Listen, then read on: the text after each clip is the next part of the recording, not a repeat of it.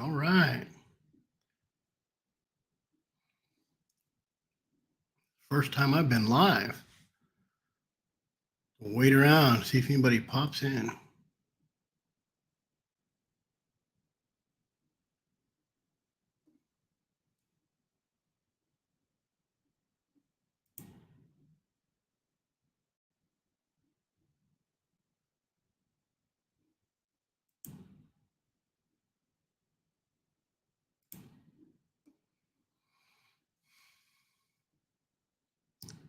I am not real good on this stuff.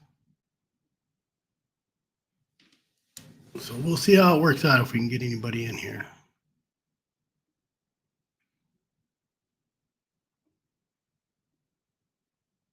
Two people. I see two people. Cody McPherson. What's going on? You're going to have to bear with me on this one. I've never done a live before, Cody. Looks like you're the only one showing their face right now. I do got a guy coming on. A dry ground lion hunter from down south Arizona. So as soon as I get a few people in here, we'll kick him on and see if he has anything to tell us. I got five. I got Cody. Anybody else in here want to leave a comment so I know who you are? I'm using a new, like a new service, this StreamYard. So kind of a test run. It's one of my first lives. Not one of them. It is my first live. Once we get a few people in here, I think I'm going to give Jarod a text. I might just give him a text now and get him in here. Oh, I was out last weekend, lost my dogs. I got a video coming out tomorrow night. I lost my dogs. So, raccoon hunter, Troy. Yeah, I went out this weekend on my mule and I had puppies with me. They got all crazy, started chasing stuff around. It acted like a bear, went up some hills like a bear. I cut it off on a road, thought I'd get a picture of it. It turned.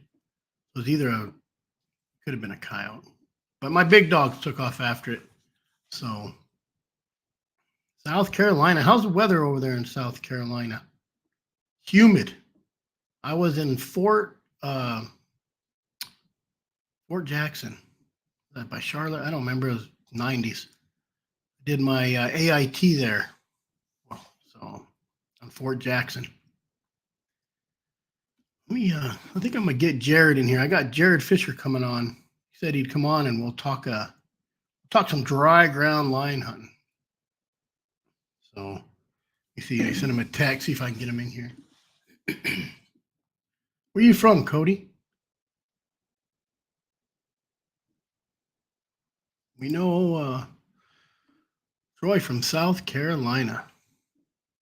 Been watching your content for a while. I actually found Brett's channel from watching yours. That's backwards because most everybody finds my channel from watching Brett's. So he's usually I've been asked if I was his son or if he's my father. Indiana. I know some people up there. I don't talk to them much, but how's it hunting in Indiana? Real humid, been high 90s. Raining past couple of days. Arizona, we take any rain we can get. So I live in North Arizona, so we get a little bit more rain than down here. I was actually down here working in Phoenix, Arizona, and tomorrow is supposed to be Friday, but Friday is dove season, and dove season in my family is a national holiday. You know, even if Jesus was visiting, we'd go dove hunting. He'd have to come along. We have a big breakfast. Watson Cattle Company has a big breakfast down in Maricopa. So any of you that are in Arizona want to come shoot some dove tomorrow and get some biscuits and gravy. So free. We usually try to take some donations. I am in the process of starting a thing called Campfire Roots. I had to figure how to get it to let me chat. This is a new one here, Missy, but Nicholas found it, and he's smarter than I am when it comes to technology. So I wish I was a bigger nerd and paid attention more in school.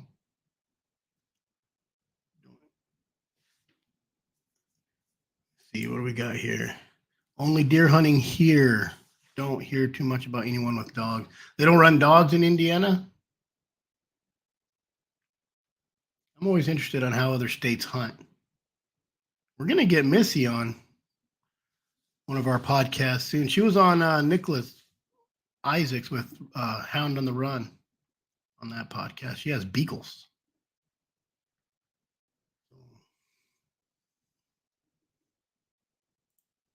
What else? Let me see. I'm waiting on Jarod to try to log in, and we'll see how he's been hunting down there. It's been hot. I don't think lion season started. Maybe tomorrow, Friday.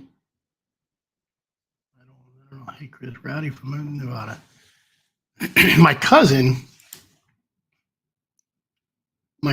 tries to get me to move. He lives in North California, and I tell him no California. So he always tries to get me to go up there, because I can hunt in Nevada, but he always sends me land, cheap land up there in the high country. So how is that Nevada hunting going there, Rowdy? You do much hunting there? You got hounds?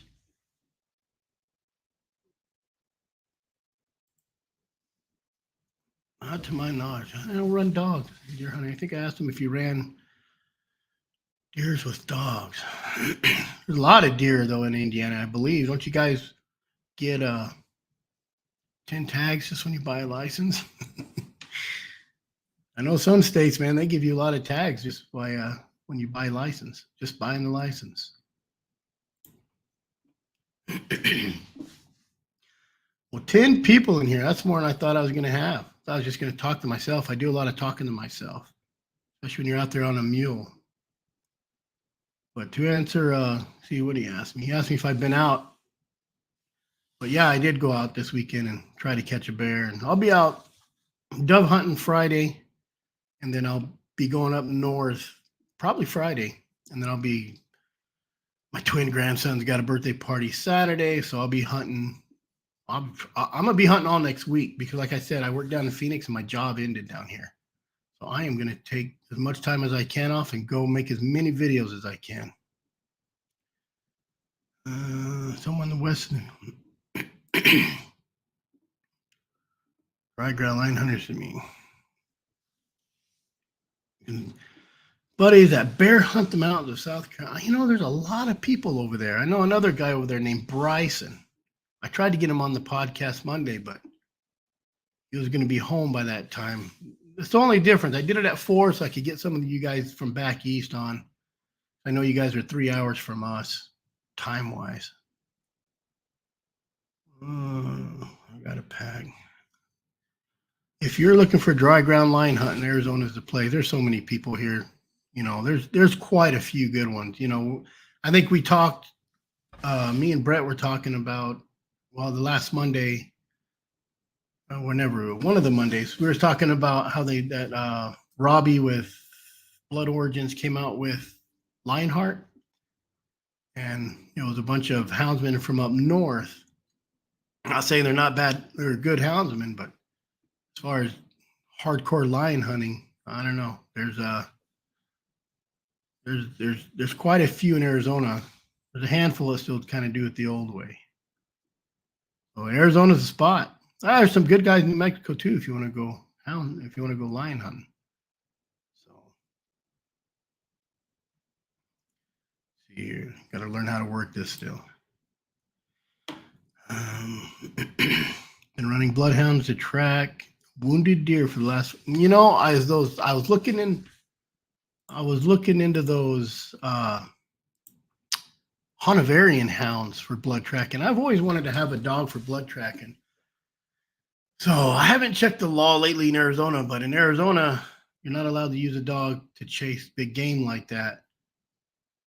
But there's kind of a gray area because if it's dead, you're not using it to chase it. So I'd imagine the gray area is or loophole. If you're chasing it and you come across it alive, you can't do nothing with it or probably even say you found it. But I know New Mexico, I believe they can use blood tracking hounds. I've always wanted to get into that. And I was looking at those Hanoverian hounds.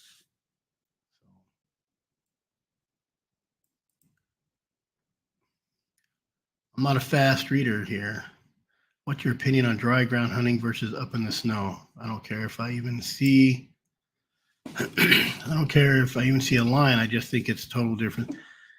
Well, I tell people, when they want to get a lion, I ask them if they want to hunt a lion or do they want to kill a lion. If you want to kill a lion, go in the snow. If you want to hunt a lion, go dry ground. You know, I think Meat Eater Steve Ranella went down there with Floyd Green and hunted for. They didn't get nothing, and they were down there for a few days. And there's lots of stories. If you listen to Brett Vaughn's interview stories and tales, I think he has the Mike Roots interview on there. That's a good interview. Go listen to that Mike Roots from New Mexico interview at Brett Vaughn's channel. Interviews, stories, and tales. That guy, Mike Roots, is the real deal. So, and then if you talk to a dry ground lion hunter, then snow's for sissies, and you can use a poodle to track them. If you talk to a snow guy, if you're a guide and you're trying to get somebody in line, the snow's the way to go. It's probably the fastest way. I know you could train your pups real good in the snow too. You know, a lot easier. You're finding a track then going, not riding around on a mule or searching for have your dogs do circles or free casting, looking for a track.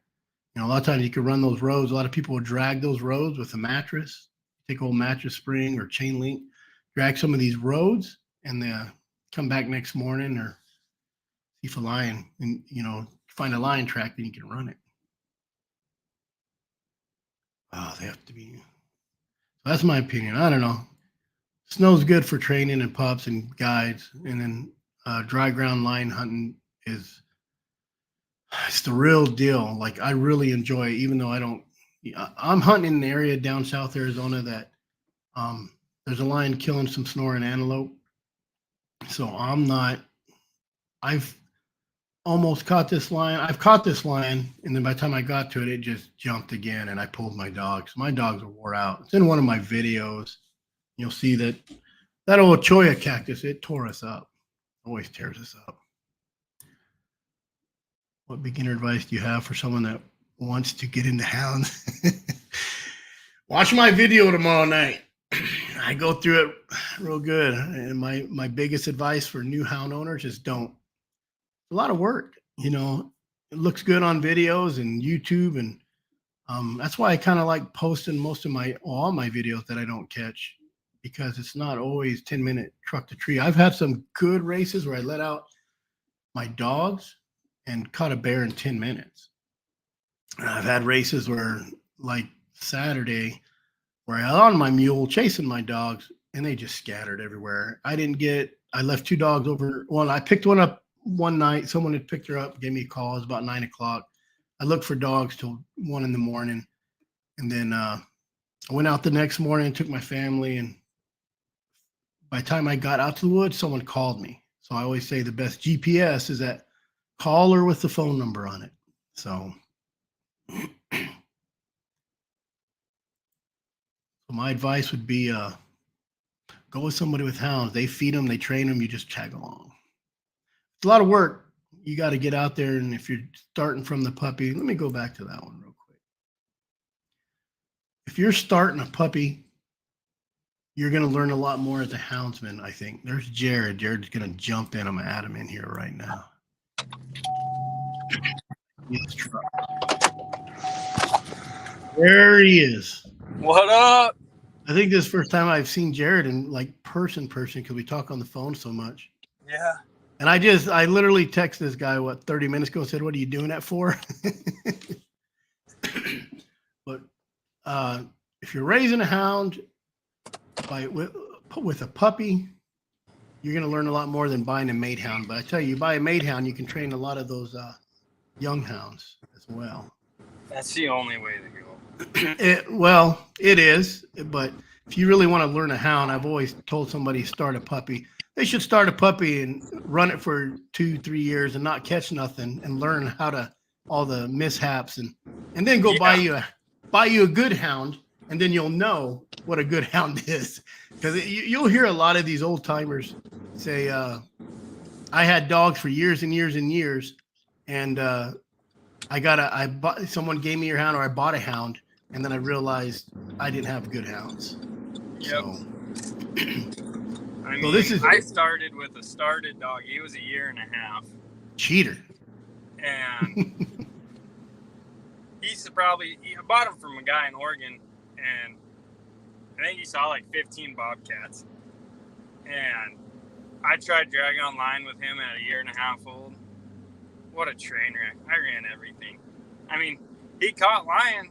He didn't catch any in the dirt for me for 2 years, but Yep. in the snow he did. But man, if I didn't have a visible track, I had no clue what he was running. Deer, coyote, gray fox. In the desert, especially in the Oh, desert. yeah. Dude, those rock chucks, Mm-hmm. I think we'd have a pop-up line in a hole. Pop-up line in a hole in a bluff. I'd get there and it'd be one of those rock chucks chirping at me. Why don't you tell us who you are first? You just kind of jumped in here, and I just drug you into conversation. It's all good. I'm Jarod Fischer out of Tucson. I don't know. Been lion hunting now for almost 10 years. Yep. Dry ground lion hunting. I've been dry ground lion hunting for 9 years, but I didn't catch my first dry ground lion in my first 3 years. Yeah. And you had a finished dog. At that time, probably he was finished by the time I caught my first dry ground, because he probably saw, I don't know how many lions in the snow, Yep. Just either hiking around in the snow or cutting roads, one of the two. But Yeah, I had a question about the snow. What's my question? Here's that question. It said, what's your opinion on dry ground versus up in the snow? And I pretty much said, if you want to kill a lion, go to the snow. If you want to hunt a lion, go to the dry ground. pretty much, I mean, there's some frustration in the snow.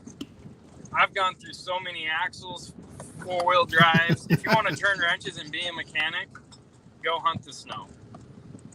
Because, I mean, when you're in 4 low second gear and your RPMs don't drop underneath 3 grand for 8 hours and you're chained up all 4, stuff breaks constantly. And I hate turning wrenches. Yep. Especially out there in the middle of nowhere in the snow. Oh, yeah. You got, your truck's hot. The snow's melting on top of you. And you're just miserable. Rowdy? Yeah. You know the Rowdy Houndsman guy? Yeah, he's out of the same town I was in Nevada. Yep. Jarod didn't even know he was going to be on here. Is he here? Yeah, he's on. He said, "Howdy, Jarod. I didn't know." Let me put up there. Didn't know you were going to be on here. I said, either did he. Yeah. No, I talked to Rowdy on the phone last night, seeing how he was doing up there. Yep. Yeah. Good deal. I had a question about advice to a young lion hunter. I said, don't get dogs. Run with somebody who has them. That's so hard. Because no old timer is gonna take it. Well, I say no old timer. It's just what I experienced when I was 21 getting into dogs. Was you ask these old guys to take you out and kind of hold your hand a little bit, and they just kind of, you're a grown ass man, figure it out, Yep. And it's frustrating. I had 2 old timers take me out one time a piece, and those 2 times it was, you learn a lot. I mean, the one time my dog rigged, because we were rigging bobcats, or trying to. This old timer was trying to rig bobcats, and he had some rig dogs. And my dog barked at a deer, and he looked at me. He's like, "Put that dog in the box." Okay. You know what? I have a story about that, because my guy who got me into hounds, gave me some hounds, got me into hounds, he said one time, and this is the old days when there was no shot collars. You didn't have shot collar GPS. What he said was, always check your tracks, because he got onto some dogs one time, and back the day they're probably more heavy-handed than now. Yep. And he corrected his dogs, and then walked on the other side of the truck, and there was a lion track paralleling those deer. And he said, before you go whooping a dog or shocking a dog, check the tracks, make sure there is nothing. Oh, yeah. Because those lions will parallel them deer sometimes, and yep. And I have kind of a story where I lost my rig dog a while back, and I started hunting with the gal from everybody knows her on the internet, Elizabeth, but she had rig dogs, and I think she got, like, if my dog's rigged, her dogs kind of check it, and I knew, oh, my dogs ain't stupid. So my dog started really rigging good, my lead dog, Dirty Dog. Yeah. And his first time by himself, he rigged. I let him down. I seen a 1 week old track. I'm like, man, he can't be rigging that. I walked out a little bit, found a bigger track.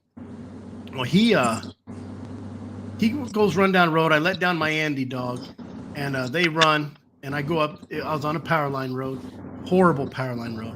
So I get up a little ways, and I see him cut into the road and run down the road. So I let down my Vodka dog.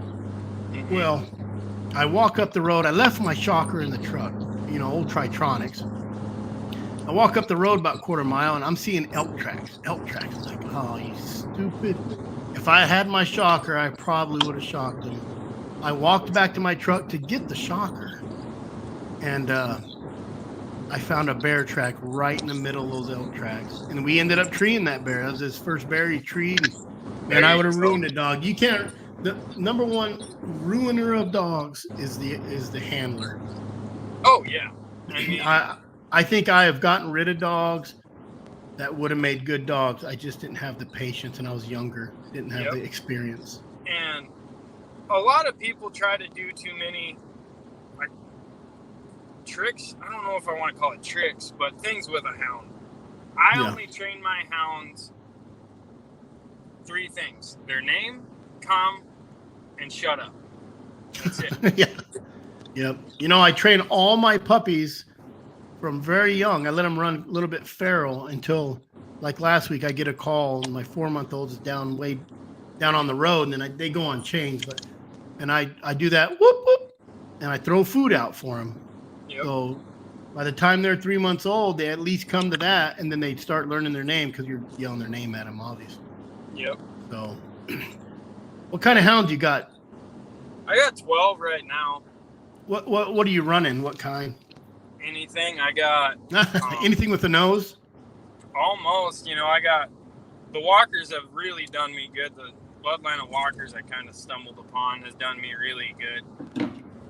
And then I got a couple blue ticks. I had a dirty, rotten, cold nose black and tan little female. She ended up turning a gut and last day of lion season this year on me, but she was probably the best trail dog I ever had was that black and tan. Yeah. But I pretty much anything and everything. I got a red tick pup, a blue tick pup right now, couple English crosses with walkers. So. Yeah, I pulled the line out of a guy in Glow that used to run them, the Salazars, and I got one of his new line, one of his old line, I believe, and that's my line that I started, and that's the line I've been running. So I brought in a little bit here and there, and I actually have a crappy dog that was given to me because it wouldn't run lions, and I had an accidental breeding on her out of my Dirty Dog. But I tell you what, every one of them pups are good pups, so I breed her now. There you go. And they're really, really aggressive and good. Not aggressive, they're on the hunting, young and hunting. Of course, those are the 2 that got lost this Saturday, and I might have burned her up with a shot collar. I had one. So which color of hound do you not like? Plot. I'm not a big plot fan, and I'm not a big black and tan fan or a red bone fan. And right now, one of my second dogs is a red bone, like part red bone. But every houndsman has a color they don't like, and they always end up with that color sooner or later. I had a plot walker cross named Chunk. He was a good bear dog, but I put that dog on a lion track in the snow, and all the other dogs would be blowing up the ridge, screaming on that snow track, and he'd be barking at the same 2 tracks, 5 feet from the truck. I couldn't get him to run a lion like this. He wouldn't leave the first. I put him on those first 2 tracks, and he'd never leave them. Now, for bear, he was a great bear dog, but lions, he was worthless. Yeah, it's always a plot.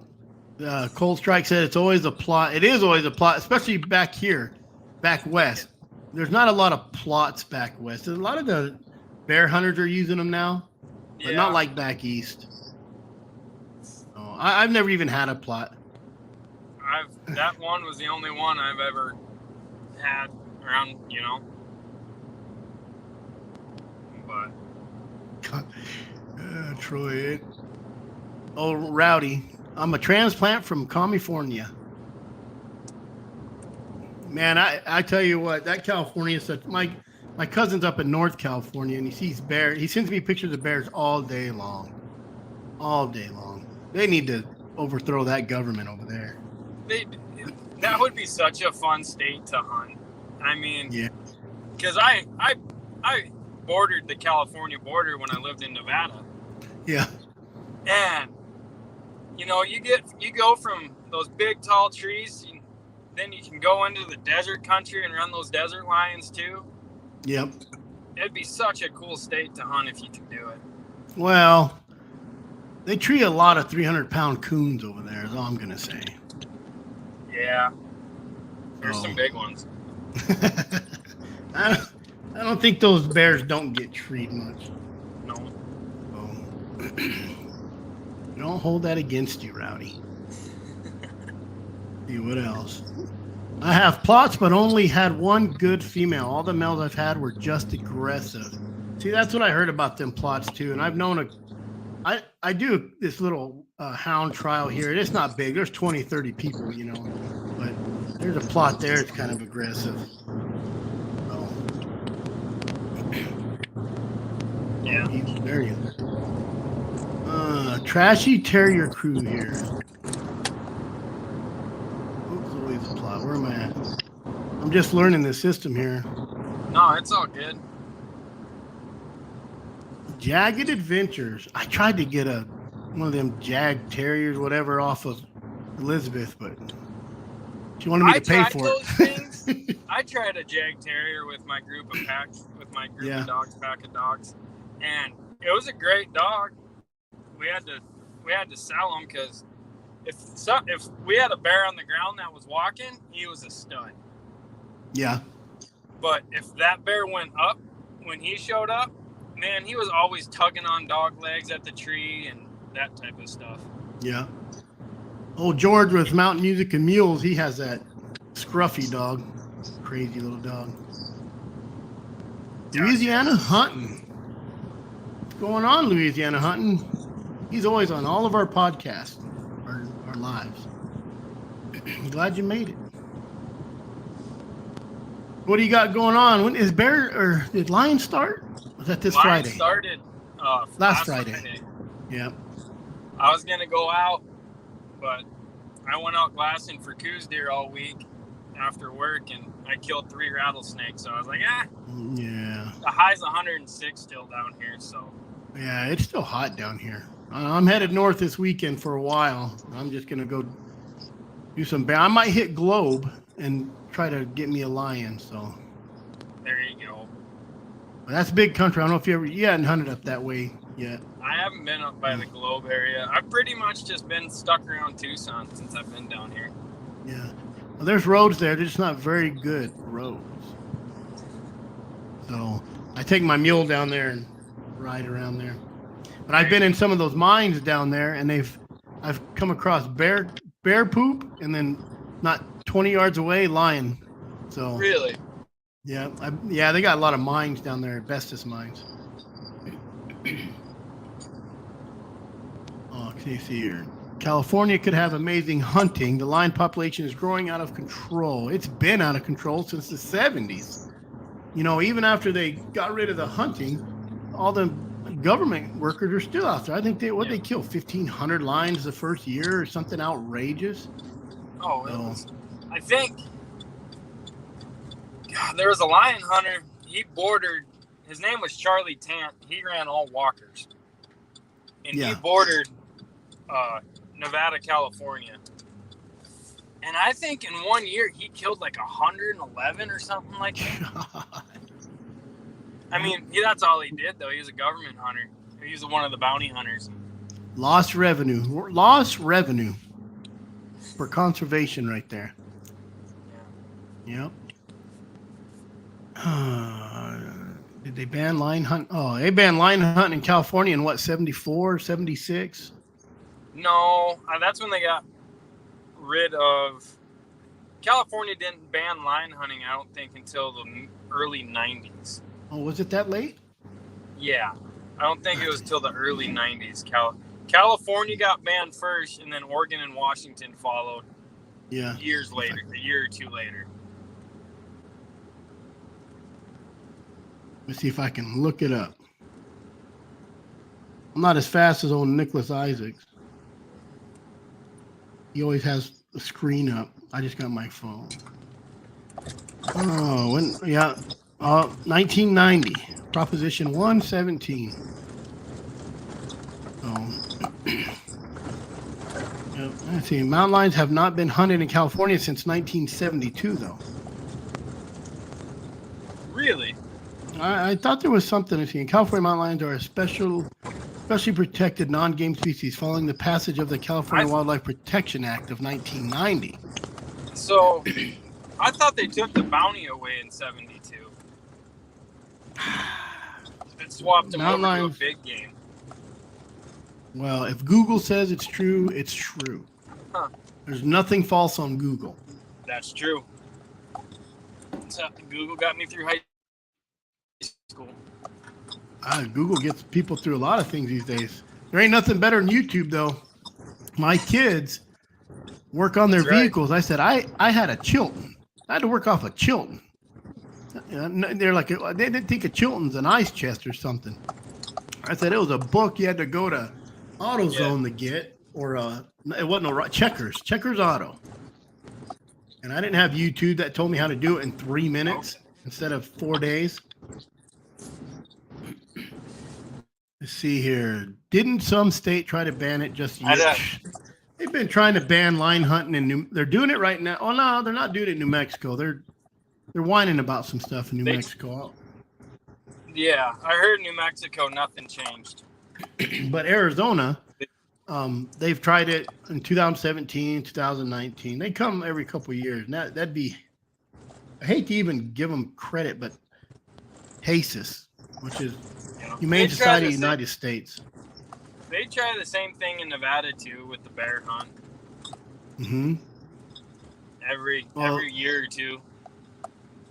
I know they's whining about the spring bear hunt, which I can't run dogs in the spring, and I don't want to be like biased about it and say I don't care. But honestly, I think if you cut out spring bear hunting, and don't get me wrong, I don't like them saying I can't do nothing, but this is where it's going to get me in trouble. And this is my houndsman perspective, because I can put a bear in a tree but even if I put a female in a tree and it don't have cubs, more than likely it has cubs stashed in another tree. Yep. And I've heard stories. I've seen it where you've glassed up, a bear out there in the prickly pears in the winter, and 30 minutes later, an hour later, she'll leave, come back with a cub or two. So it wouldn't bother me to get rid of, there's not many people who can sex the bear. There's a guy that he does some stock hunting around here. He's kind of a big guy, but I bet you he could.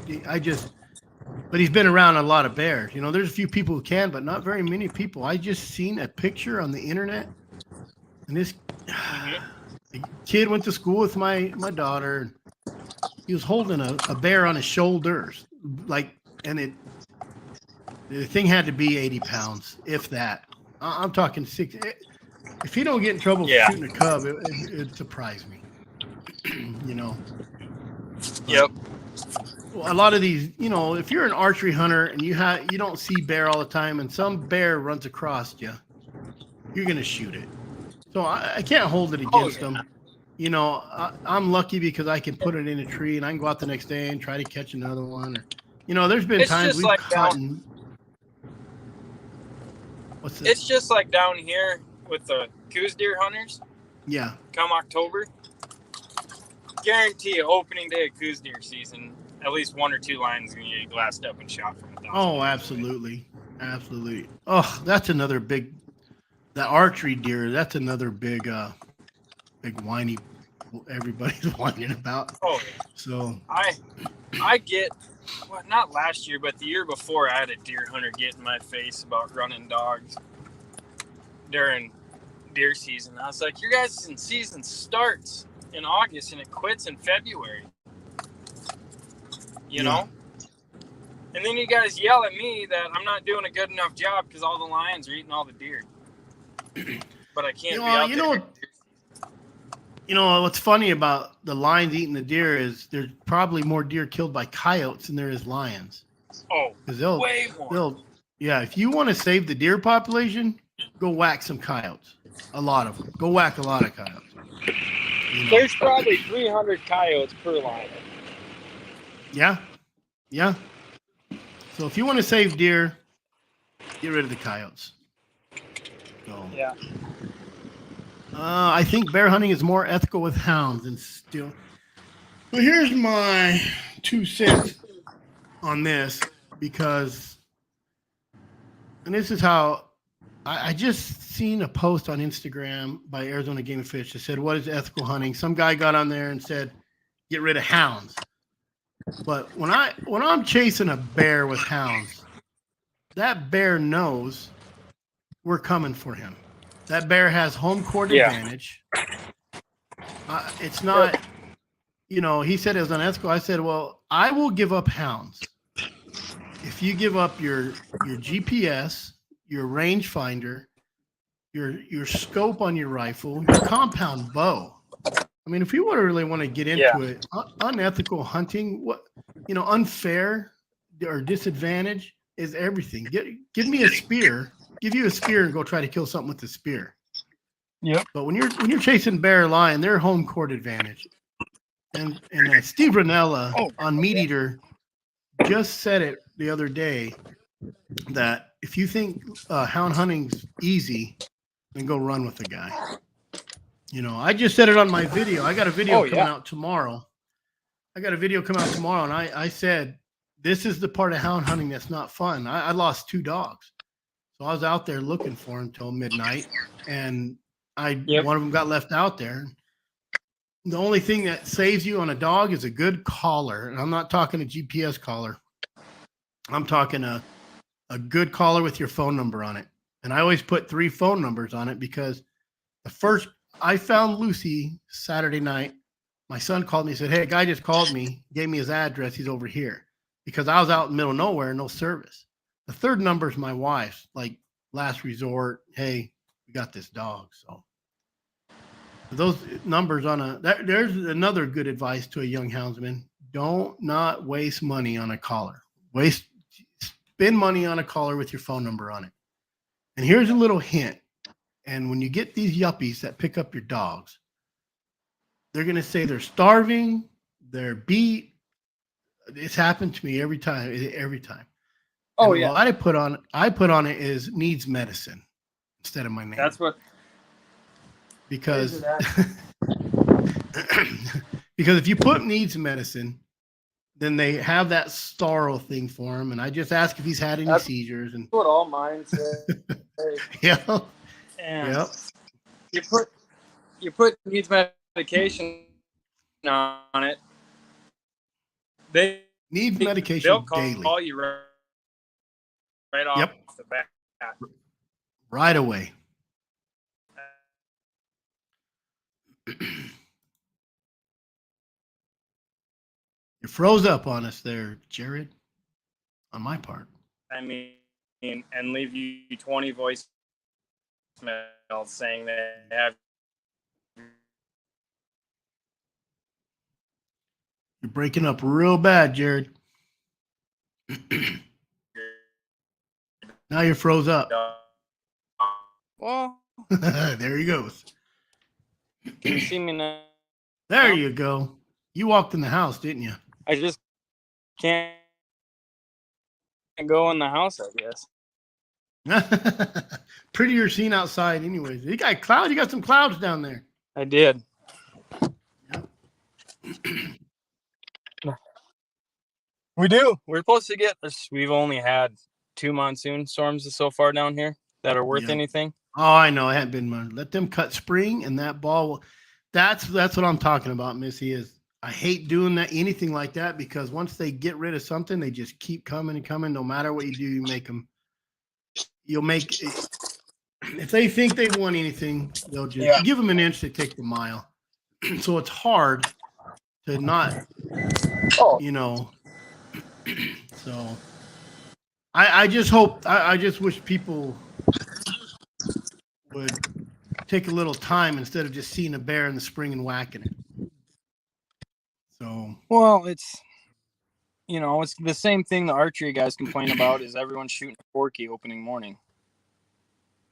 You get a lot of new guys out there that don't know how to judge anything. And God. Well, and I archery hunt, but I'm not an archery hunter. So if I go out and I see a deer, I'm going to whack it. I'm no different than the guys shooting a bear that are hunting deer.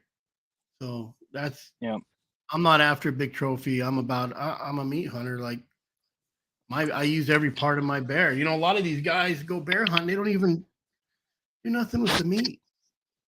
And down on the res, I know some guys on the res, and I've seen them throw carcass. I was like, I'll take every piece of carcass you got down there. So, you can make so much. Like I make boot oil with their fat, with bear fat. Yeah. Yep. Here's my. You gotta be careful with that because if you throw that bear fat all over your chaps and your boots, your dogs might like to chew on it a little bit. So you gotta watch it. So. Yeah. Can you call Paul?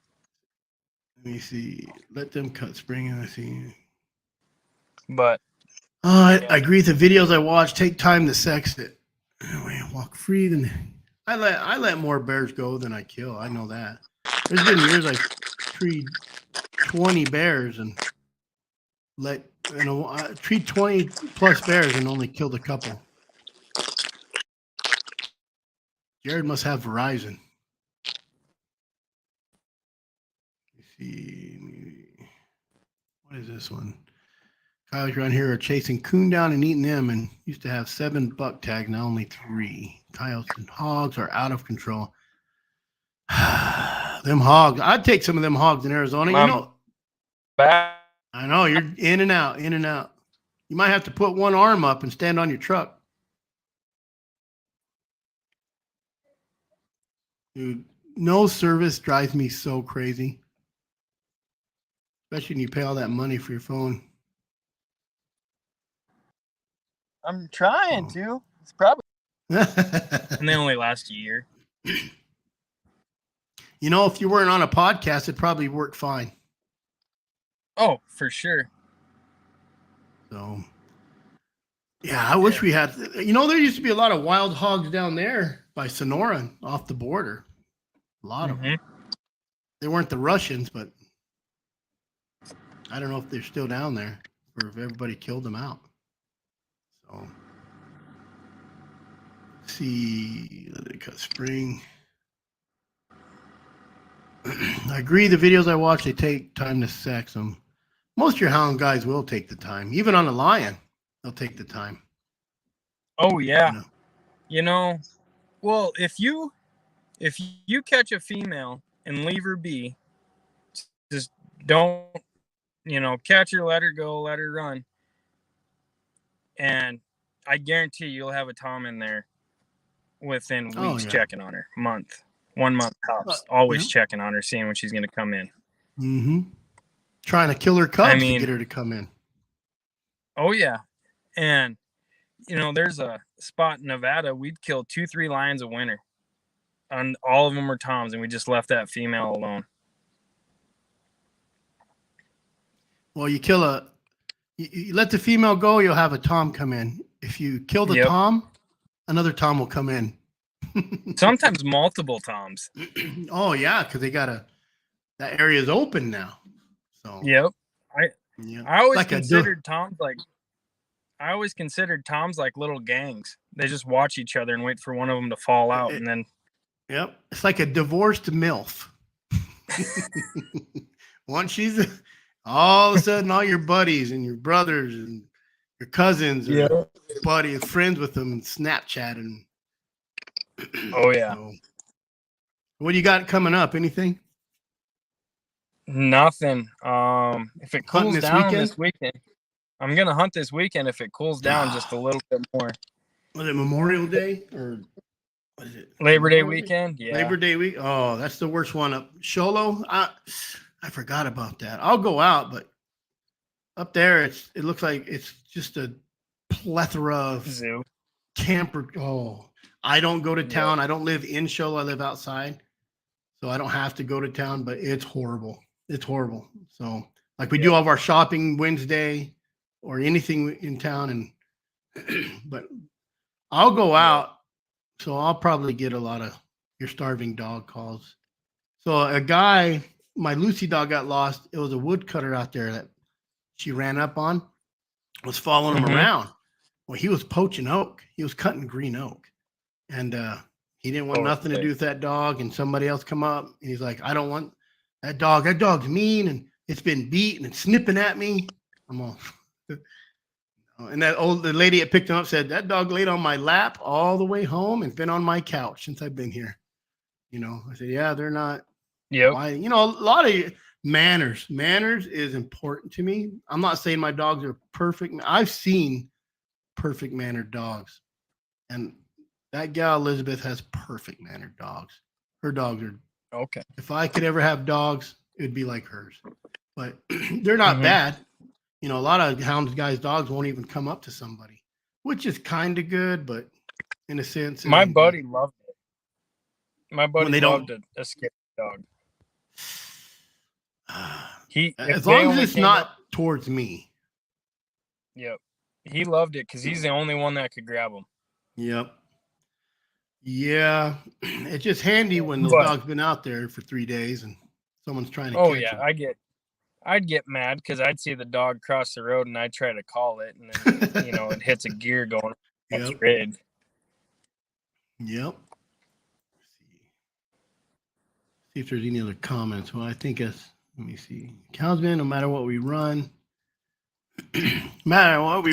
we have understanding that if we shoot everything we see, that's a true statement, but the worst enemy in the world, and you will start fights all over Facebook about this, any social media, is actually posting it on social media.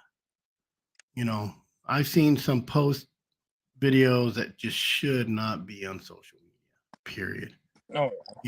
Honestly, you shouldn't even put nothing on social media. If you do a private platform, maybe, but them guys, they got people everywhere. Oh yeah. There's probably one watching now. Who knows? It's probably Rowdy. It's really Rowdy. He's really an undercover PETA guy. Shoot. What type of walkers you running, Jarod? Finley Rivers. White ones? Finley River? Where are those out of? Mine were out of Northern Oregon and Washington. Yeah. And then I got that one dog out of there. My bone dog out of, I think it was Oregon. Maybe it was Washington. It was somewhere up north on the West Coast there. And then I had a buddy with a Dave Gowan dog, a female out of Nevada. And we started breeding those two, and they produce good dogs. I told you that guy right there. Got him. I had started, my buddy, he had the Bam Bam walkers. And I started with those back in the 90s. And I didn't know nothing about anything. And I got a divorce. I gave him his dogs back. But there were some dry ground dogs too. If I would have kept them, I'd have had some good dogs these days. Better than what I got. You know. Well, you got to be careful. Before, but it's just, everyone talks about breeding and, this bloodline's the best bloodline. How many bloodlines are the best bloodlines just because, or producing bloodlines? Yeah. Look at the Manning family. I always compare Archie Manning to Michael Jordan. Michael Jordan's the best basketball player that ever lived. The GOAT. Right? Yeah. None of his kids even played, D1 basketball in college. Yep. Yeah. And then you have Archie Manning. Archie Manning, he was a good football player, and then his two boys are in the Hall of Fame now. So it's, I've always argued that the greatest dog doesn't mean he's the world. I've argued that. You hear it all the time that you breed two good dogs and you get maybe one out of the 12. You breed two bad dogs and you'll get a rock star. So it's just like any kid. If you have 4 kids, they're not all the same. They're not the same. Yep. You may have one that excels in grammar, one excels in mathematics. It's just like a dog. You might have one that trails, like you cannot stop him from trailing. You could shock him on his high and he will not leave a trail. Yeah. But he won't tree. That's why you have a pack of dogs. That's why you have a pack of dogs. My opinion. This is my opinion. I'm sure there's a houndsman. Everybody has an opinion. Oh yeah. So, but I mean, to do the drag round game, you have to have a dog that specializes in everything, or in something, not everything. Yes. Yep. Because I got a dog named Corella, and she is fast. I mean, 100 miles an hour fast. She's all right on the tree, but she don't stay there. She'll run around trying to find another track. Like, let's go chase another one, So yeah. But I do got good treeing dogs. I've hunted with people that like, hey, come hunt with us because my dog's tree. I got some really good tree dogs. So and they had some good tracking dogs. So we really worked good together. And I had a Tundra that would make it through the snow. They had a Ford. It happens. I'm gonna start with something with that. So Cody King said you always. Oh yeah, that's a fact right here. Cody King, you just one more dog. If we had one more dog, we caught. I don't know if you ever watched any of those. Every time he gets on a podcast, he talk about dogs and why he didn't catch it. He just needed one more dog. So, but you know what? You got a bear that don't want a tree. It don't matter if you have 30 dogs on it. I've seen them. I had a bear that just walked forever. Finally got a tree. It didn't even want to go up a tree. It was a big bear, like 350 pounds. He's like, I don't want to climb a tree. He actually swiped the dog and cut his back open. But if a bear don't want a tree, it don't matter if you have 15 or 30 dogs on it. It ain't gonna tree. No. And that bear could kill them dogs at any time. Anytime. All of them. If you wanted to be kill all of those dogs. Mondo always shows up. He always talks good stuff about me. I'm gonna have to send him something. Why they are born in litters. That's a fact. So that's what happened to my old lady. She had twins the last 2 times.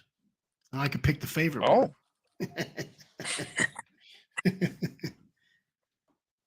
What do we got? What y'all prefer hounds? Let me see.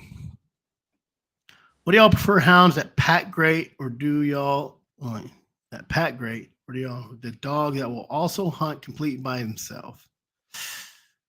I like those dogs that hunt by themselves, honestly, but you still have a pack behind them. If you're running raccoon, I don't know. I've caught bears with 2 dogs. I've caught lions with 2 dogs. Yeah. So I don't know. Maybe if you have too many dogs, it pushes them animals like, I'm not going to stop. I'm just going to keep going. So when you do only have a couple dogs, maybe that is he like, I'm just going to tree. Is he just talking about raccoon hunting? In raccoon world, it's gotten to be all about being. That's how it is in the raccoon. Those big. I'm not a big fan of all them competitions. Like, what's it? Nicholas is talking about the. I can't even remember what it is. Something back in Indiana or somewhere. Autumn. I don't know. Some big competition. Yeah, I guess. Yeah, that's it. And I said, what? What? And he says, you really don't know what that is? I said, no. I know there's some oaks down on the creek. I tree some coon. That's about it. So, yeah, I'm not a big fan of that. Even on a podcast, I don't really listen to a podcast that will talk about the UKC hunts because I don't care if it's worth $10 million. It don't excite me, But all I've done is dry ground and bear, and I think he froze up again on me. We're gonna have to get you some good internet over there.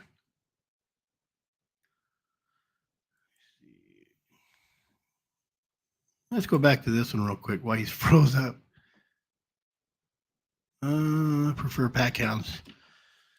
I have dogs that will run with the pack, and I have dogs that will do big circles. And I like those dogs that do big circles. Yeah, I lost Jarod. He'll be back maybe. So I do like an independent dog, because if you just got a pack of dogs running around, they won't go out and search. But I do have a couple of dogs that just go out 200, 300, 400 yards. I got dogs go out there a ways by themselves. So if you got a dog out there leapfrogging, you better chance of getting a track. Because it's a rare dog that can do it all. It is a rare dog. I have Dirty could do it all. And Luke, my Dirty dog, his father was a big blue tick, Luke. And that dog could do it all. And I've plenty of times been at night pulling him off of trees by himself. He'd go tree him at night by himself. Start him before dark, and I just couldn't get him off it. No matter, I shock him. He wouldn't. If I shocked that dog and he didn't come up like Mitch. I mean, this was funny. Jarod froze up like Mitch McConnell. That was a good one. I like that. Anyways, if I shocked that dog, he didn't come back, then he was on a bear for sure. So, yeah. You're right. A good pack does have both. I think even my dogs that hunt alone hunt with the pack. They'll come back and check in with me, which I like when I'm on a mule. When they go out a bit and they'll come back and kind of check in with me, and I know that they're still around. I have a Sydney dog. She does that. She'll get out there and I won't see her for a while. When you're a new houndsman, you get a GPS, you check it every 4 minutes. When you're been a houndsman and have GPS, you forget you have your GPS. You're like wondering where your dog is. You're listening. You're like, oh, let me check my GPS. I'm bad about that. That's what I do. My Sydney dog, she was in heat, so I haven't got to use her. I'm going to probably use her this weekend. But she does that. She'll go out there and run around.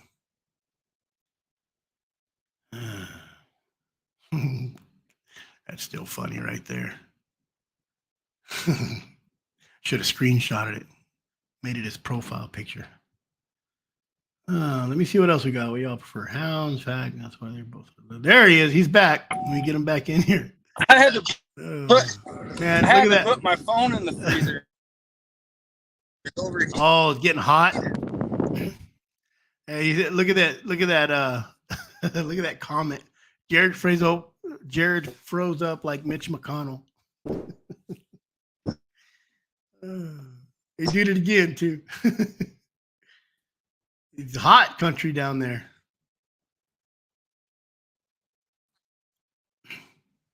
Let's see here. What do we got here? I have found that my dogs pack together well with their kennel mates, but won't. I've been on. I never finished it, but won't with other people's dogs. I've been to trees with 40 or 50 dogs on it that we just all ended up on a bear tree, and we didn't have one fight. But I've also been to bear trees where we've had fights. But I know I had a bear client. You back yet? I had a bear client that ended up getting hounds, and I told him not to. And I gave him a litter mate to my Yucky dog, and it was a female, and that dog jumped on her brother Yucky and tore him up. So, and your internet is no good in Tucson.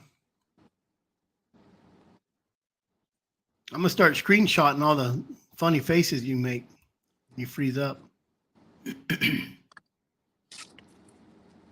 How do my dogs back together? I don't hunt with a lot of people though either. I know me and Elizabeth's dogs did good together. I live in the boonies.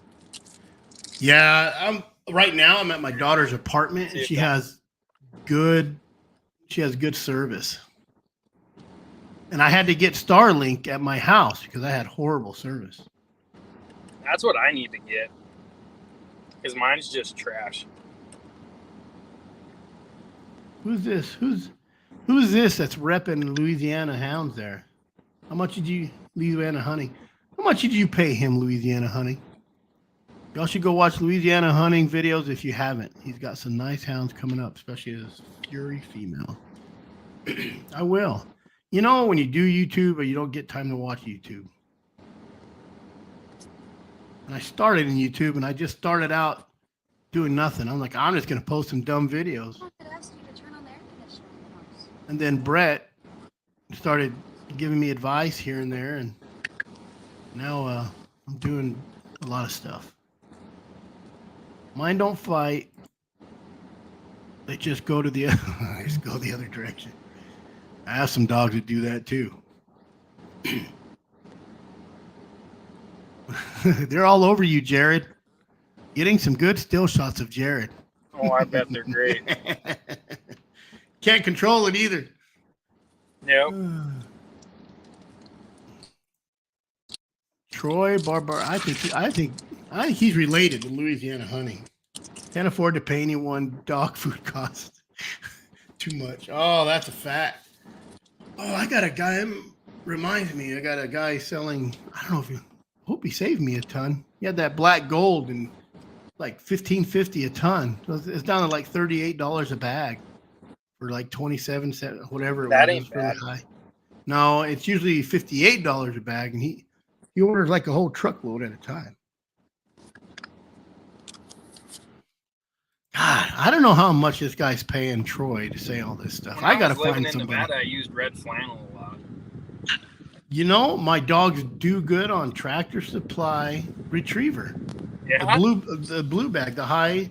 But I feed my dogs, like when I go bear hunting, like when I was out camping last weekend before, I took 5 pounds of elk meat. So what I do is they run kind of hard, I'll give them that meat. Is that your phone? Your wind. Oh, your AC's on. I don't know. Oh, there you go. I think you had it by your. Keep this phone cold. You could hear it blowing in the. Just a super nice guy. Okay. Troy, you just send me an invoice, and I'll start. You can start getting on all my stuff. Tell me I'm a great guy. I can't even get my family on to tell me that. I wish I could get paid to rep people. Yeah. Maybe you should start an OnlyFans just for repping people. It's not always just naked girls.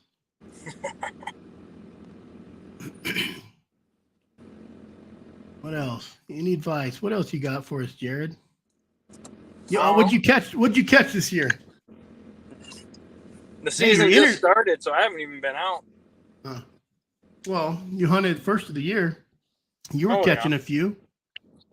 I did pretty good. I caught a big old tom in March. He was fun. We ended up going backwards on him for like a mile and a half. Mm-hmm. And I'm yelling at all the dogs, and you know how they don't have a tonal? Oh, yeah, on the alphas? Yeah. And so I would be toning, and I'd get like 1 or 2, maybe 3 dogs back, and then another dog would open up and push them all back forward. Oh, yeah. You know, because I'm going through the cycle with 8 to 9 hounds. And it took me forever to get them back. But once I got them turned around, that Tom he went up. Yeah. A lot of funny comments to do so. It can't be. Got some funny people on here today. That Mitch McConnell one got me going. That was a good one. You catching any females down there? Or Yeah. Oh, more females than males? That's always about, I don't know. It's hard to say. Maybe 60% females. That's good. Yeah. To me, it's good. It kind of sucks if you're trying to kill something, but. Yep. It's usually about 50-50. Where I hunt, one year we caught over 20 sows. We ended up killing a couple of them that year because we caught so many. Oh, yeah. I mean, it was just I didn't catch one boar. And then, so we killed a couple. It was late season. I don't kill them the late season, but my first sow I killed, I try not to kill sows at all. My first sow was for a handicapped gal in a wheelchair. Oh, gotcha. And it's kind of a bad story because she's not against hunting or nothing, but it's the first time she'd been. I had to wheel her in 80 yards on her wheelchair, the rock, and shot this bear, and this bear hit every branch in that tree coming down. It didn't look good. She's like, oh, I said, what do you think? She said, it'd be better if you didn't hit every tree, every branch coming down that tree. Oh, yeah. And I said, well, you don't have to go again. She goes, nope. When are we going to go lion hunting? Said, there you go. Right. I said, they probably won't climb a tree that big where I go. So, yep. There you go. Heck yeah. I don't know why they don't have a tonal button. I don't know. So, I wish. But I barely got rid of my 220. I didn't get rid of my 220, but I started using my Garmin or my Alpha 100. I was going to get a 200 because I'm not going to get a 300 until a year. But a guy called me, Bryson from North Carolina, and said, he goes, I had that same problem, just update them. And I said, yeah, I'll try that. And I did. I updated them, and they're starting to work. So there you go. I got the Alpha 10. That's a pretty Alpha 10. Oh, that's the one before the 100 or what? It just doesn't have the topo screen. It just gives me the dogs and what direction they are. Oh, gotcha. Oh, I seen that. Yeah, and hunting down here, I'm mainly on foot, so I keep up with them and I don't lose them. It's not like I'm hunting in the snow where they're 3 miles away in an hour and a half. Yep. Usually they're within a mile of me. Usually. Now, I've gotten on a couple bad females where it's stupid. Where I swear there's a female down here. It's like watching a fat cop chase a robber, and my dogs are the fat cop. She's just a lean cat? Oh, man. She knows how to get rid of them. One time, it was probably beginning of May this year, we got on her, and I've probably ran her about 5 times and jumped her 3 times this year. And she just runs hard. She's great for the young dogs, gets them fired up, because she'll catch and hold for a minute, maybe 2 minutes, get her breath, and then she's off again. And one time, we started her right off a deer kill. And I was like, oh, she's done today. She's done today. And we start going, the dogs are screaming. We start going into this rock bluff, and I'm 200 yards from the dogs, and I see them baying, and I take off sprinting up there. She blows out of there, and next thing you know, dogs are gone, and I don't get communication with them or find them for 4 hours. And it took me 3 hours to get them off ledges. I had to rope drop them down with belts, leashes, everything. And you're all on foot. You don't have a mule, do you? You have a mule? No, I'm all horse. Look, Jarod just parks and goes on walkabouts. You might go 5 miles, maybe 25. Frickin', I was telling Rowdy, I think this is probably a year or so ago, but I was in Nevada lion hunting, and this was March, so all the south-facing slopes are burned off. Conditions just suck. And I hit this tom track at, I don't know, 8 in the morning, and just a patch of snow, a little 10-foot circle of snow. Me and my buddies went 17 miles on foot that day. We didn't get back to the truck until 4:30 the next morning. Jeez. It reminds me of, have you ever read that Trained by a Hound book? Oh, yeah.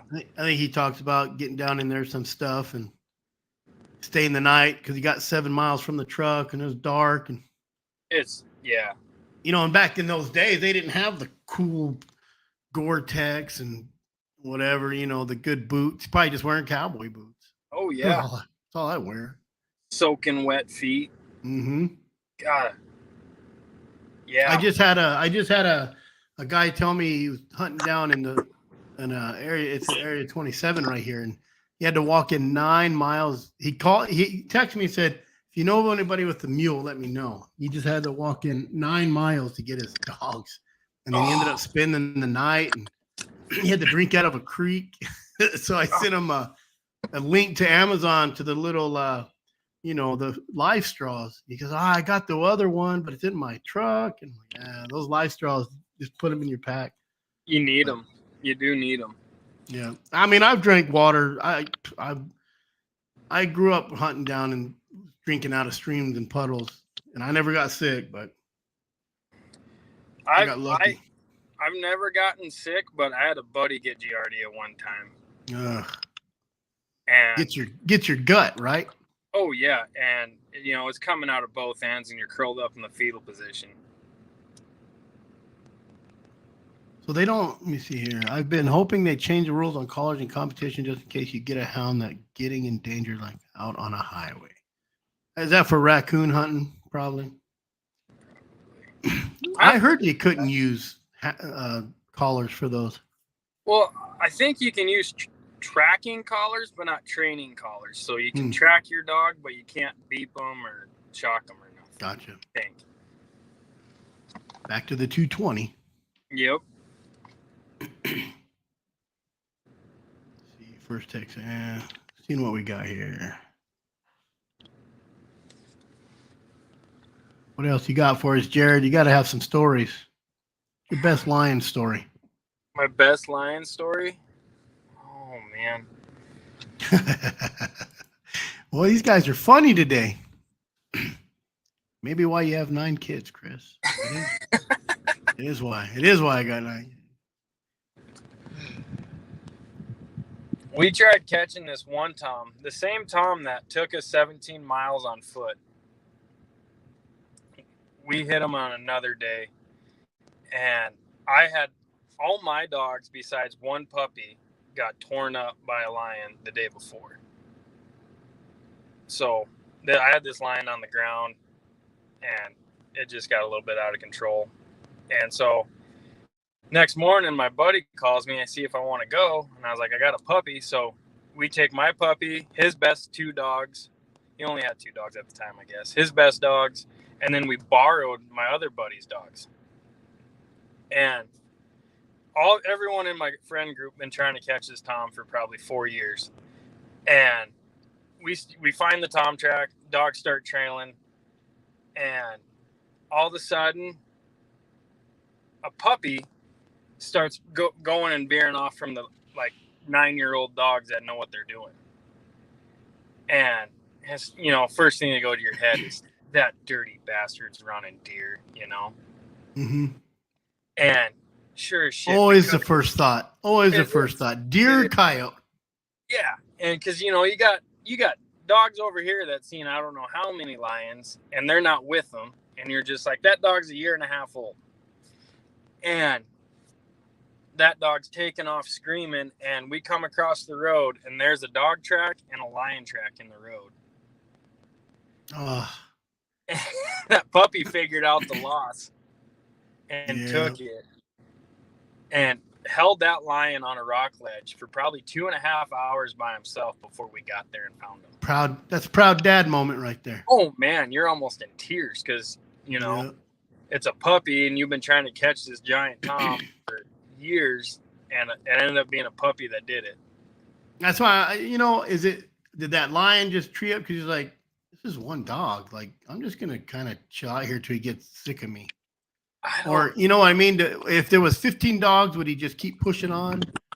I don't know, because that tom was a traveling son of a gun. Like I said, he took me 17 miles the winter before. We went up and over the mountains, down the other side, and 6 miles into the valley floor.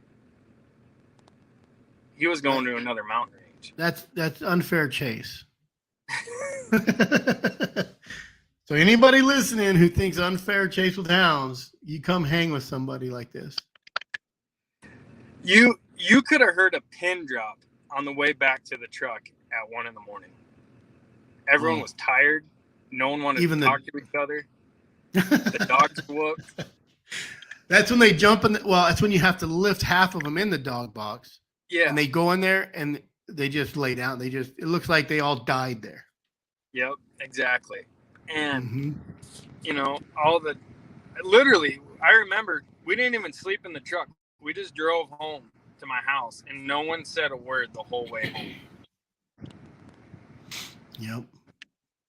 But there's a heck of a story and you'll always remember that one. Oh, More than a 10-minute chase. Yep, exactly. Caught Guardia when I was 10. It almost killed me. I lost 30 pounds and stopped growing for 2.5 years. I was diagnosed at 12.5 and weighed 63 pounds. Doctor said I would have died in 6 more months.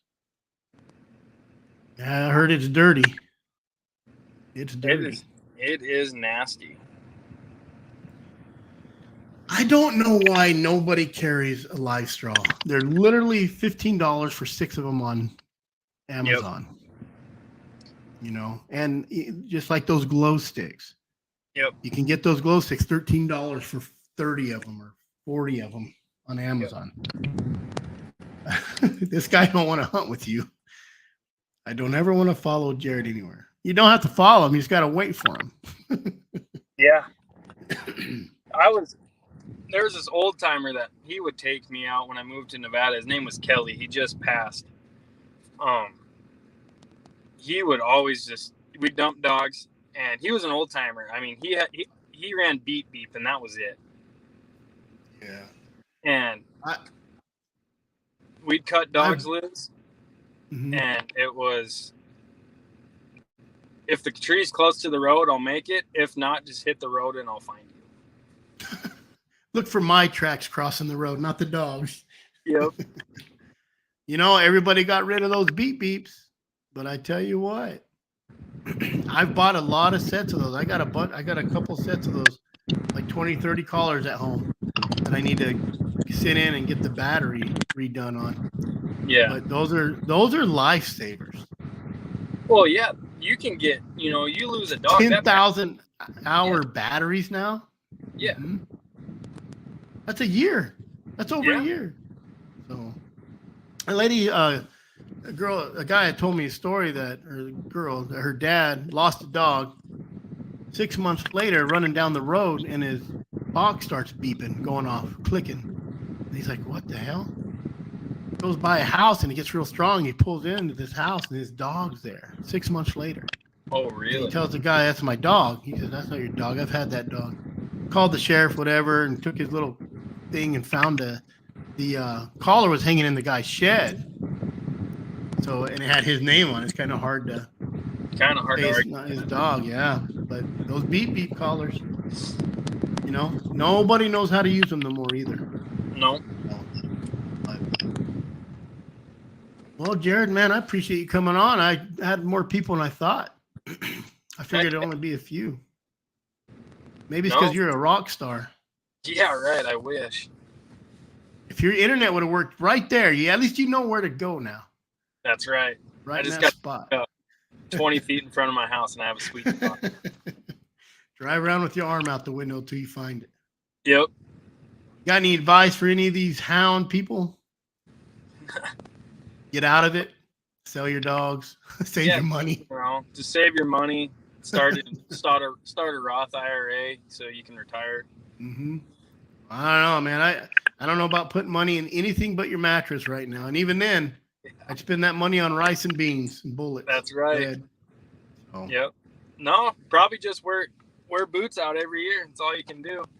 That's one thing I did learn with my dogs is they were less trashier as soon as I got out of the truck and started walking behind them.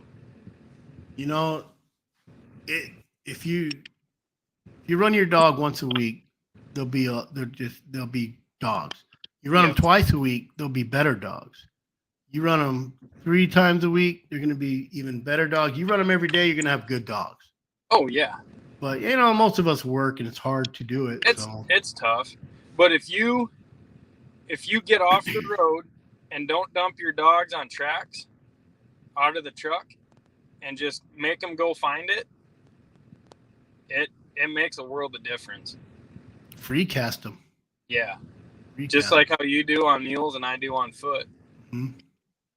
I'll follow you with my mule. There you go. I'll even bring you a mule. Come down south anytime. I love hunting down there, man. My uncle was a border patrol agent down there.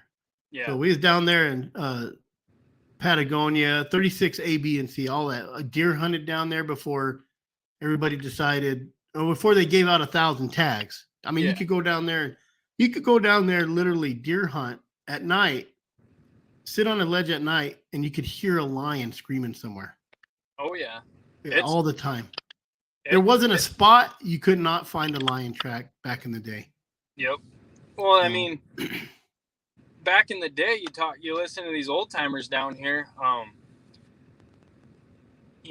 They couldn't keep. They'd have a big, cow herd, or colts or whatever. Mm-hmm. Maybe 40 head of cow or 40 head of horses. They'd drop 30 foals and only 10 would stay because the lions were knocking them out, or 8. Crazy. They're still thick down there.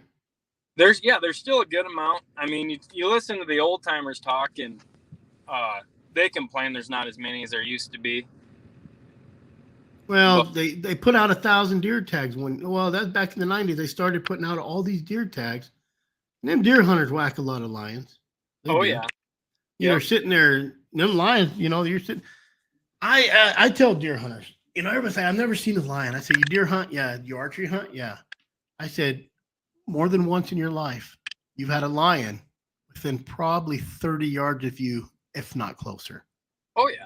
If not closer. I've ran dogs up a road to circle around, came back down, and I've had lion tracks on top of my tracks with dogs. Yep. So. Oh, yeah. I was hunting. This is back to your border patrol stuff that you're talking about. Me and my wife are hunting the border, and you could see the wall in the mountains. And we're going, dogs are trailing this female, and we're about 400 yards off the border wall. And, through the nasty canyons, there's no wall. It's an open canyon. Yeah. And I'm like, I'm going to have to pull these dogs because I don't want to go to Mexico. And as soon as we're standing on top of a ridge looking in that canyon, and on the other side, probably, 600 yards on the other side of the border, 2 cartels got into it. Like, they probably shot 60, 70 rounds off in a minute. Your dog's trying to run towards the shots? Oh, I lit him up and started yelling for him. I was on foot, so That's when you need an all shock. Yeah. Oh, man. I started yelling, hollering.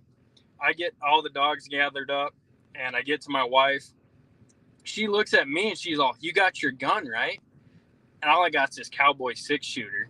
Mm-hmm. And I was like, I have 6 in the cylinder, and I got 3 in my chest pocket, my Wrangler. That's 9. That's 9 of them. I down south of I-8. Yeah. I carry either my Mini 14, and I usually just put my 5 round to fit it in my scabbard, or my AK. Yeah. with a 5-round in my scabbard. But my mini 14 is what I carry, and I literally carry probably 6 30-round magazines. Yeah. I started carrying right now I carry my pistol, and I got a 20 gauge over and under youth model with a 20-inch barrel, and I carry slugs with it, or slugs are for lions, and then that I carry probably 30 rounds of buckshot. Yeah. Because I can't shoot for shit. If it's outside 20 yards, it's going to live.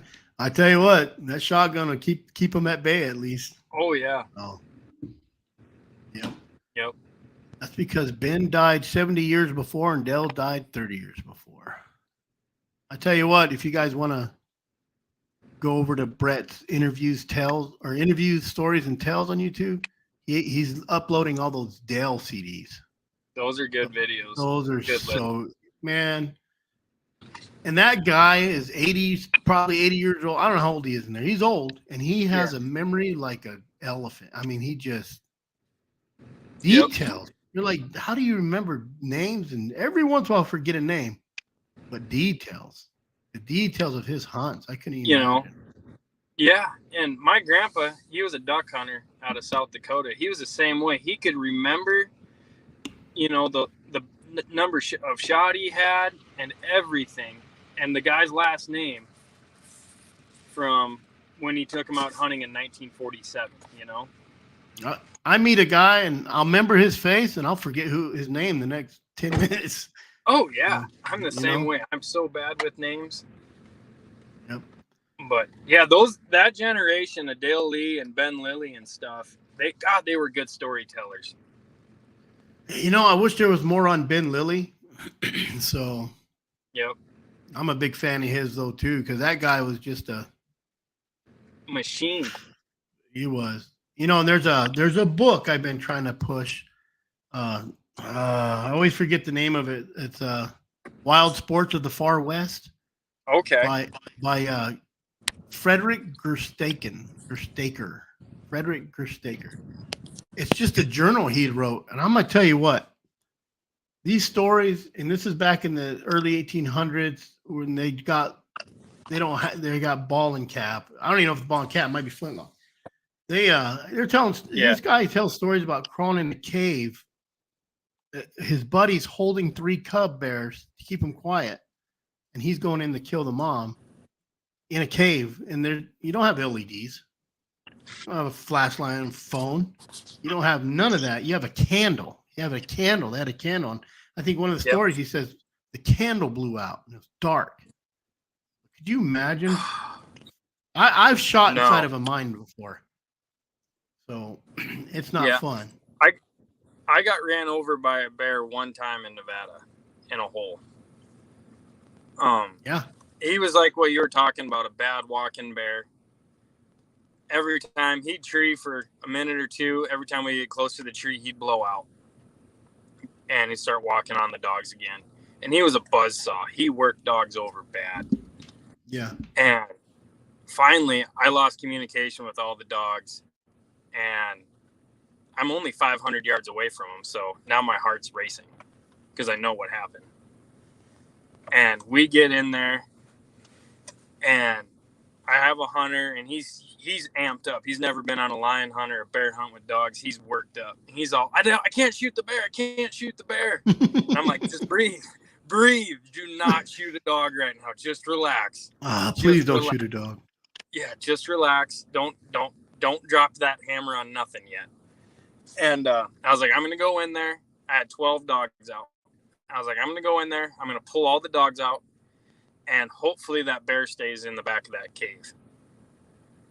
And I crawl in there, and it's arc dome like half a basketball, in this cave. And I start pulling dogs out, and I'm pushing them through, and his dad's leashing them up, tying them off to trees. I had 2 dogs left. My 2 hardest hitting males were left in that hole. And I pull Chunk, that plot dog, off of him, and that bear steamrolls me and that dog. I mean, just headbutts me, just drops. It puts his head right in my chest and runs me over. Before you can blink. Yeah. and everyone's yelling and screaming. His hind feet are on my lap, and he's trying to figure out where to go because he's got guys staring at him in the hole that he just came into. There's only one way out. Yeah. So everyone's yelling. I yell, shoot it, and that guy starts unloading his 44 into it. And the bear's on my legs, and I unholster my 6-shooter, and I just put it in his spine, and I just let my gun eat. I got 3 shots after this in my pocket if I need it. Yep, exactly. That's all I'd ever carry. Man, read that book. Same thing happens. Mm-hmm. Yep. You get on Amazon. It took us 6 hours to get that bear out of that hole and a winch. And I think what it weigh, you think? It was over 400. He was just over a 20-inch skull. There's a guide over here, and he called me one time, and he's literally in the middle of it, and he's like, "This bear is huge, 500 pounds. Like it's huge. I can't stop it. I can't." And he ended up getting that bear, and they ran that bear, and they shot that bear, and they ran that bear, and they shot that bear. And it was a big bear. They were standing in the back of the truck holding his cape, and it was touching the ground. I'm gonna have him on too one day. There you go. Are you not bear hunting no more? Or are you just? I do a little bit, but I mean, I just want to catch one or two. I just want to catch one or two to get my dogs legged up. Yeah. I love bear hunting. I love lion hunting. I just love bear hunting. I really should separate. I just had another litter of walkers. Well, so I don't know. I always say I'm gonna separate my packs out a little. I mean, I think if you had 1 or 2 lion dogs, 1 or 2 bear dogs, just four. I think you'd be all right. And that's what I need to do. I just get chasing bear and get excited. I hear you. If you don't catch a lot of bear or whatever, like if you catch 5 bears or below, it doesn't really ruin my dogs from drag around lion hunting and pushing a track. Sounds like me the last year. I swear I bought a GoPro. I can't catch a bear to save my life. I can't even get a rig. I'm getting to where I'm like, are my dogs even smelling anything? Yeah. But then I bump into somebody and like, I didn't rig nothing around here. I'm like, oh, thank God. Yeah. That's why I'm like, I'm just gonna free cast in. I love free casting. So. Oh man, you get to see what dogs do. Mm-hmm. It's like the claw. A little game. You don't know what you're gonna get at the end of it. Exactly. You might get something you want. Might get something you not. Yeah. But I don't know. I'm pretty good off deer and elk. I think I got some pups right now that hadn't been on a whole lot. And last year we didn't do a lot of bear catching or lion catching to train them. So I'm trying to catch up this year. I'm no good with elk. My dogs haven't smelled elk ever in their lives. Javelina killed me for a while. My dogs got worked over by a group of javelina. They're mean. And they don't do much with them anymore. My one dog, my sweet dog, thought he could take on a javelina, and he was getting half a drink of water. He had a big old hole in the bottom of his jaw. Yeah, that's where they get them. Yep. I had a dog. I get down to we thought we had a lion, and we was way in. I had a cancer kid with me, and we walked this big hill, got down there, and it sounded good, and I see blood everywhere, and then I hear chomp, chomp, chomp. I said, Shoot. It was being filmed too. I said, I'm gonna crawl in there. I'm gonna tell you what it is, I said, but you better keep that camera rolling because I may get ate up a little bit.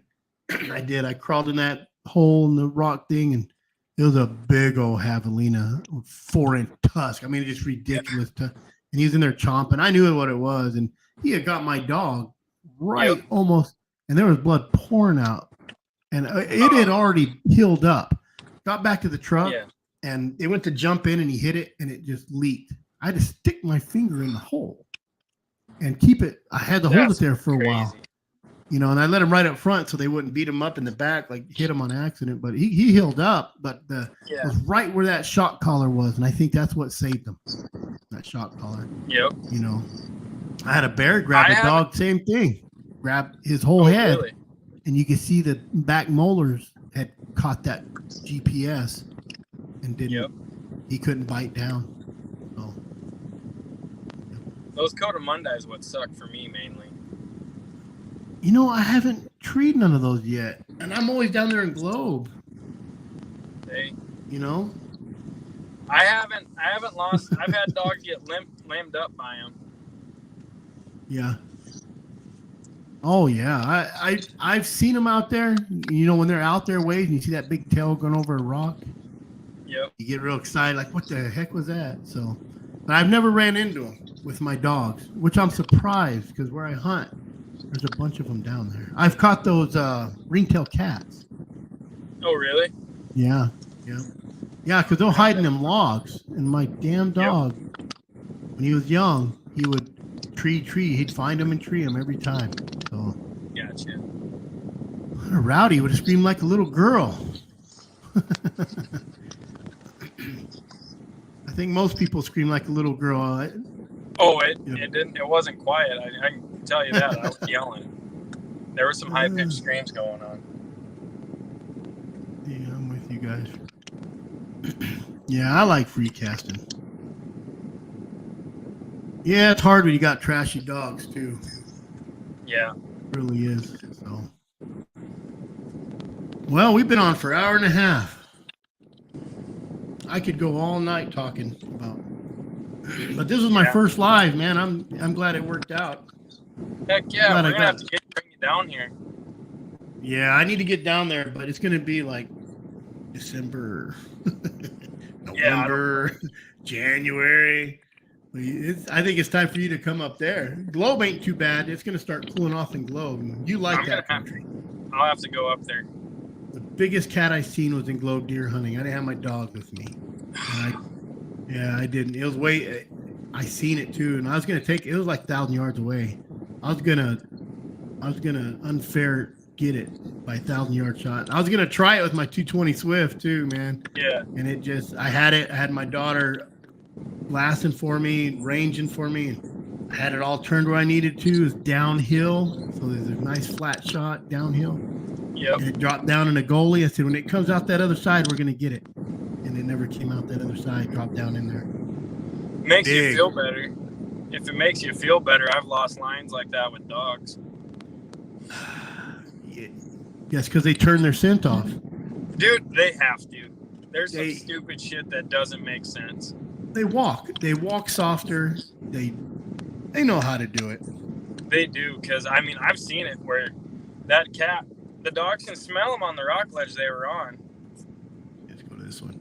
And the dogs can smell the rock ledge they were on. They get down in that thick brush, and you see them start, belly crawling, and then they kind of just start going. And I take off screaming across the canyon, yelling for dogs, helping dogs getting off them ledges. Get down in there where that cat went, and I'm 2 minutes behind it. And they look at me like I'm an idiot and I'm a liar. They're like, "What? We're going this way where the lion is." I don't know what you're talking about. Yeah. Well, exactly. Brett Vaughn swears about it. He says he watched that lion do it. Dude, I've had lions down here make me look so stupid and make my dogs look like they're all 2-year-old pups. I mean, we had a female, this same female that ledged me up down south. We got her jumped in this wash, and there was just short trees and no ledges in it. And she went down the wash. Dogs took off screaming. I'm like, oh, we're getting her today. Game on. This was 2 years ago.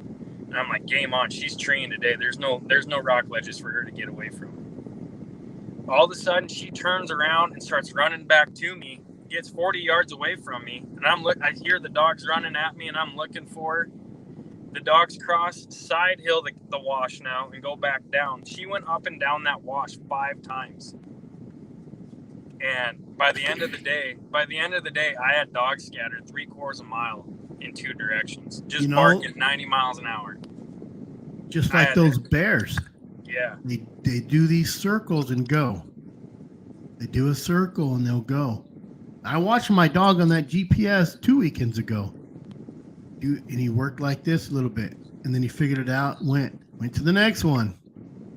Figured it out, went. I'm like, and it was going right to a closed unit anyway. So I ended up beating him there. Yeah. There's George Lambert. I think it's George Lambert Sr. Yeah, it is. That's all. You know George Lambert? Music, Mountain Music and Mules. That's his dad right here. Okay. So, shoot, what time is it here? It's 5:40 here, so it's 5, 6, 7, 8:40 there. Oh, shoot. What was your first breed of hound? You always with walkers? I was with walkers a lot in the beginning. That's all I had for the first probably 6 years. My first ones were walkers, and then when I got out of it, got a divorce, got back into it back in 2005, and there's just a mixed breed. He's a red tick, but they got walker in them. Walker red tick, walker blue tick. They're just mixed up. So yeah, a lot of walker. They got a lot of walker in them. So some of my dogs look like walkers, and right now I got a bunch of blue ticks, but they're half blue and they're half red and they're half walker. Their daddy was a big blue tick out of New Mexico. Okay. Got him from my cousin. Don't know where he came from, but he was a beast. You know, Yeah. big. And then his son is my dirty dog, and he's great, but he's 9 years old, and I don't know what I'm gonna do. You know, his mom was 15. Here's the hound story. His mom was 15, and she never got off the chain, never slipped her collar, never left the yard. And I ran her that year. Not ran her, like I'd keep her in the truck. We'd get a bear. I'd let her out. She'd, run in. I wouldn't let her run. I went out there one day and her collar's laying there, and she was gone. Huh. Almost like, I was kind of like, oh, thank God I didn't have to put her down. All the neighbors know my dog. I don't know if she just went off and died somewhere. I mean, everybody knows me. You know, I checked all the pounds, and I have a little Facebook for my neighborhood there. And they all know me anyways. If there's a hound 3 miles away, I get a picture of like, this yours? Yep. Oh, yeah. So, but yeah, she just disappeared. Never slipped her. And even if she got off like her chain, she stayed in the yard. Yeah. I have no clue what happened to her. Hopefully, I just tell myself she walked out and died under a tree somewhere. Yep. Maybe chasing something. Mm-hmm. Yep. So, my first let's see what my first one I'd say was good. Was that plot female? Starting trouble. Start tracking and treating solo at 8 months, but unfortunately, life came and I sold her. And trying to get back to it. Most people who get out of hounds don't stay out long. At all. They always come back. Always come back. Always. I think the whole shutting off scent is the lions getting up on their toes. I knew it's going to be rowdy. They get that rear pad up ground and oil glands aren't touching. That's what I think. And I think they move so slick that they just don't drop, because I was in a sheriff search and rescue for a while. And I was actually a man tracker, but we had the dogs. So, all your movement, every time you move, you're dropping all your cells and all your, and them lions, I think they walk real soft. Like he said, they walk real soft, and maybe they tighten up their pads or something to where nothing comes out. But where do they learn that? That's crazy that they do that. It could just, or not genetics. What's it called? Like the monarch butterflies knowing where to go every year. Yeah. It's just in them internally. They do it without thinking about it, like breathing. They know how to do it. It's just a defensive mechanism. So, well, I think we're gonna call it. I think it's time for dinner. It's time for dinner, and I'm happy with how this turned out. I had a lot of people come on here and ask some good questions, and some of you guys were real funny, and I tried to get on early for old George Lambert, but he got on real late. Yeah. I don't even know if he's home. He was out traveling for a long while. So I don't know where he's at right now. So I think I might do is 4 is kind of early. I need to do one about 5:36 for Arizona and New Mexico and all these people close. There you go. do an earlier one but no, I'm happy. I had a good turnout. Glad you got to jump on, even though I texted you 20 minutes before. No, it worked. What are you doing? What are you doing at 4? So yep, it all worked out. I appreciate you coming on, and I'm glad Rowdy got on here and talked you up real big. Oh, I appreciate it. I appreciate everybody. Oh, he's still in California. He's up on the beach. Oh, George Rowdy? Lambert. George Lambert. He's supposed to be, I think he's supposed to be working with his son. I think he's on vacation. Thanks for doing live. Great job, Chris. I appreciate that. That sounds like a good way to go out, Chris. Oh, yeah. I'm glad I didn't have to put that dog down. I really am. Yep. So we won't hold it against any of you plot people for coming on. Yep. I appreciate you taking your time, Jared. Yeah, you take it easy, sir. I'll probably get you on again, and maybe I'll give you a little warning next time. Sounds good. Let me know when you're down this way. I will. In about 2-3 months.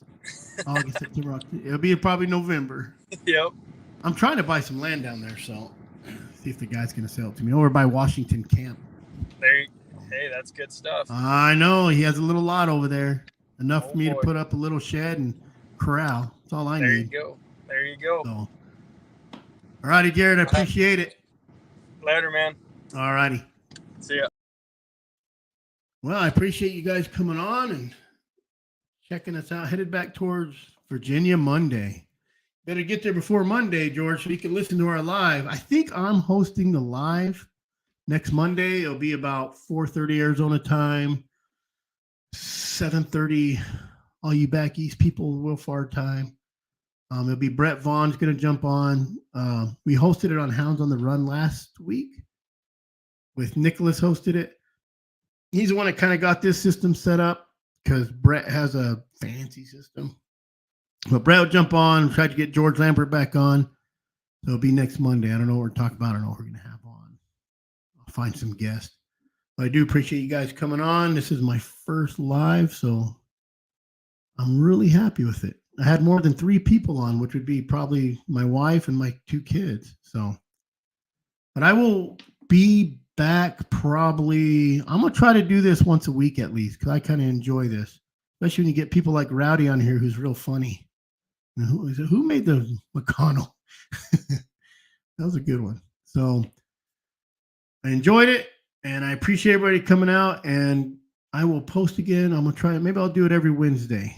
So this was great. Thank you, David, Rowdy, George, everybody. Missy, thanks for coming on. Troy, I'm going to have to get hold of you so you can get on and tell me how great I am like you did Rowdy.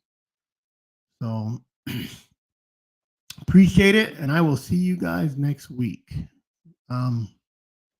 Monday night on this channel probably will be our Monday Night Live with everybody. So you guys have a good night.